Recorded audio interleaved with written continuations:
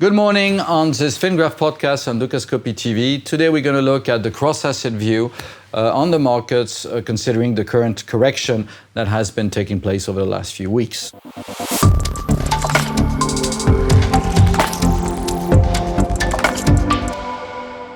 So we'll first look at the mini S&P future. We're looking at an investor's view, so a combination of a weekly graph for the perspective over the next few quarters, a daily graph for the perspective over the next few months, and an hourly graph for the perspective over the next few weeks.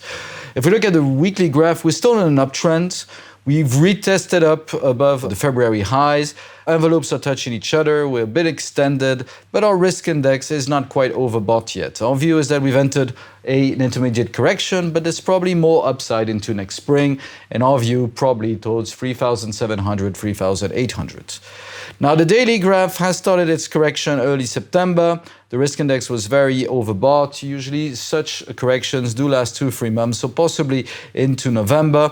Trend indicator is still heading up, so we do expect over the next few weeks probably an upside retest, a rebound into early mid-October, and then a second leg down into November. The current scope of this correction is already quite big.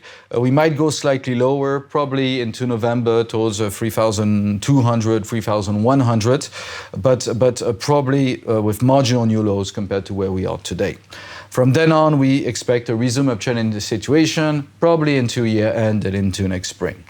Shorter term, the current leg down on the hourly graph doesn't seem quite over yet. Mid-dip below 3,200 here is not quite oversold, but getting there.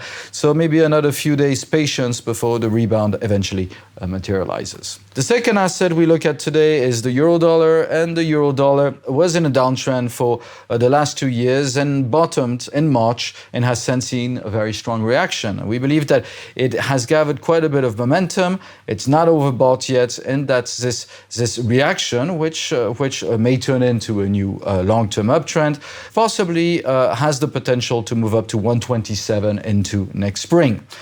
Now, in the meantime, envelopes were touching each other. Our risk index was not quite overbought, but it justifies the intermediate correction that we're currently seeing. The trend is still heading up, so we do believe that we will get some kind of an upside retest, and thereafter probably some more consolidation to the downside. For now, our targets are still showing targets in the high 120s, maybe 121. So we may see 121 again over the next few weeks, and then we may see 115, 116. 115 again over the next couple of months. So a consolidation range, which we believe could be quite wide. Shorter term, the first leg down is probably getting quite oversold. There's a bit more risk towards 116 and perhaps even one towards 115, but we're pretty much getting there and towards an intermediate bottom here to trigger a reaction.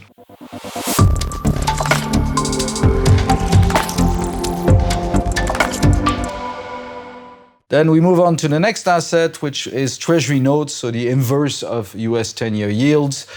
We can see the uptrend on our weekly graph is still quite strong and probably extends into next spring. It's overbought at the moment, and so the uptrend has been marking pace over the last few months. We can see on the daily here, it made a top here in late July, and has since been consolidating. It's not much is happening on the Treasury side. Yields are already very, very low. So you may see a bit more upside at some point early next year, but it's not going to be significant. In the meantime, you're probably going to stay in a range here over the next couple of months.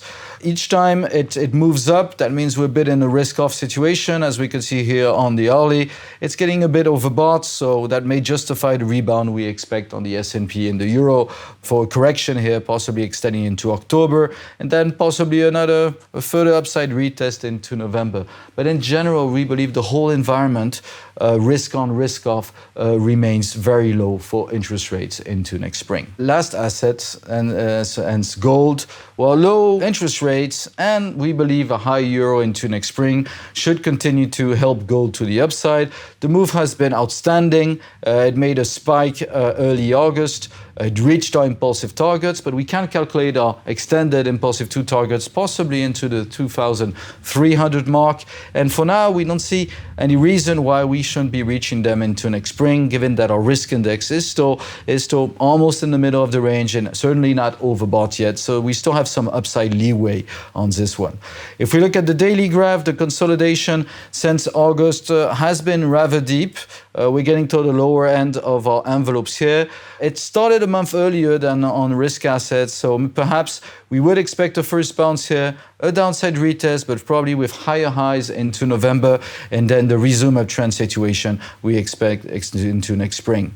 The oscillators are doing their work at coming down towards a more advantageous level, which may justify a new leg up. Shorter term, as with the other assets, it's getting quite oversold. The risk index is in the green here, and the target range of the correction is probably towards 1860. We're pretty much below them, and possibly extending on to 1813. We believe that the low 1800s is a buy the dips opportunity for a first rebound into mid-October.